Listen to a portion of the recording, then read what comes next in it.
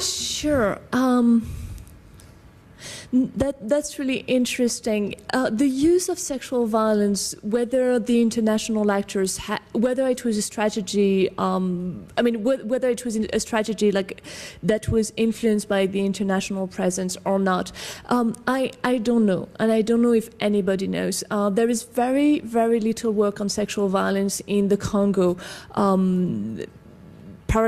Because it's such a difficult topic to analyze and because it's so dangerous.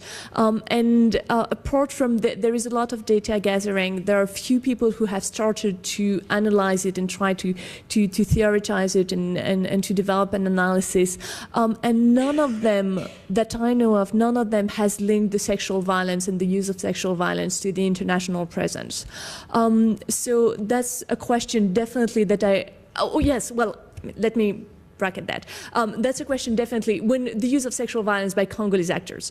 That's a question that I would love to ask them at a point, and that hopefully you could ask them also directly. But then the use of sexual violence by peacekeepers, that was definitely something present. I do not know if it had an impact on use of sexual violence by other actors. And the use of sexual violence by peacekeepers, in fact, was highly mediatized, highly publicized, but it was not as extensive as we could see in the media. I think there were isolated cases, as happened in many peacekeeping missions, but they were given a lot of prominence because the United States Congress actually took the Republican Party, took them as a way to try to decredibilize the UN and to stop the US from paying its contribution to the United Nations and to peacekeeping missions.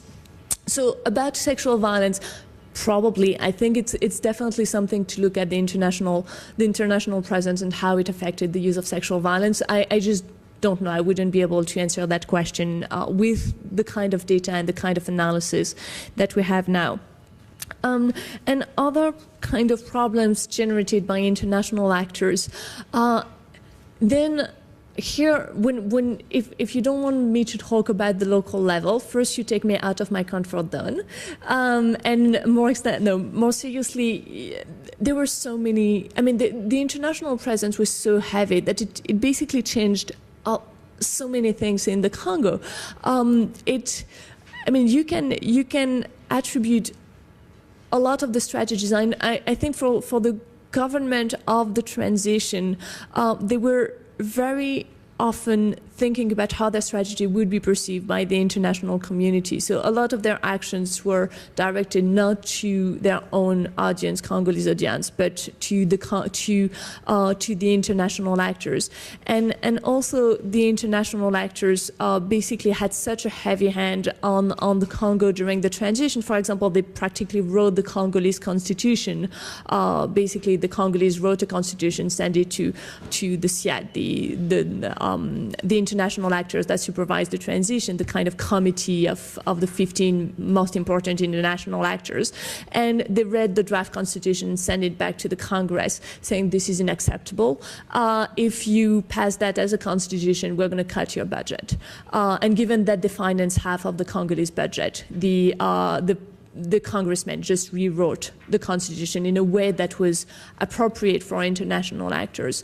So if you take this really heavy international influence in mind at the macro level, and then if you think that the only that the MONUC, the peacekeepers, the soldiers were some of the most powerful forces and the most powerful armed groups in the field, because they were the one with the good training, with good equipment, with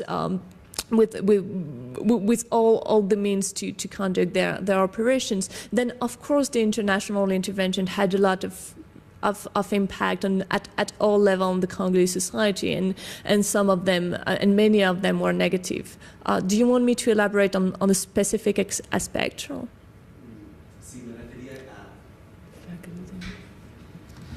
Quería que profundizaras. Yes. Los procesos de datación, resistencia que se llevan a cabo a nivel local generados por la propia intervención, más allá de lo que señalabas como, digamos, casillas estancas, la reforma de la propiedad de la tierra, reconciliación a nivel local.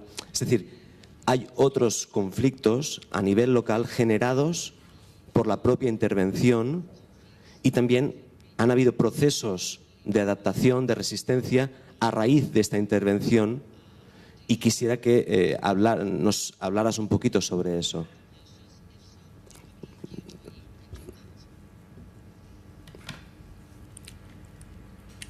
Okay. Yes, so you can have, Sí. well, you can have the kind Bueno, of Mary Anderson analysis. podemos hacer el análisis tipo Mary Anderson, que en el sentido de que los actores internacionales y su uso de la tierra generaron más conflictos sobre la tierra y que utilizaron recursos locales, lo cual creó o privó a los actores congoleños de parte de los recursos económicos y materiales que necesitaban, y por lo tanto generó un conflicto sobre el uso de recursos escasos. Y esto, bueno, dijeron que también dijo Mary Anderson que los actores internacionales trataron con un líder local y no otro, o que apoyaban a un líder tradicional o un sector militar con fondos y no otros, y que por lo tanto influyeron a nivel de aldeas y territorios, todo lo cual creó conflictos adicionales con otros oponentes que se encontraban en las provincias. Entonces está, todo es a nivel local, y creo que el análisis de Mary Anderson es muy útil. Cuando volví a leer su libro, pues pude encontrar otros ejemplos de acción internacional con efectos perversos que tuvo lugar en el Congo. Pero luego, lo interesante, lo curioso, es que de hecho hubo muy poca participación internacional a nivel local, de manera que el tipo de incentivos al que me he referido eran incentivos por parte de los actores humanitarios que estaban presentes a nivel local.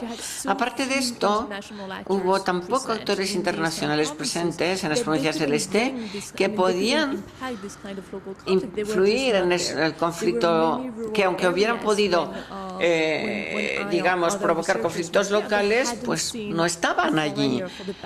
Hubo zonas en las que no se vio ni a un extranjero, no se había visto ni un extranjero ni a un occidental en los últimos 20 años. Se acordaban de los extranjeros por la colonización, y yo creo que a nivel local, pues sí que hubo una especie de influencia internacional a nivel local, en las pocas horas en que estaban presentes los actores internacionales, pero no fue una influencia como podemos pensar, porque simplemente se encontró la presencia internacional en el este de Congo.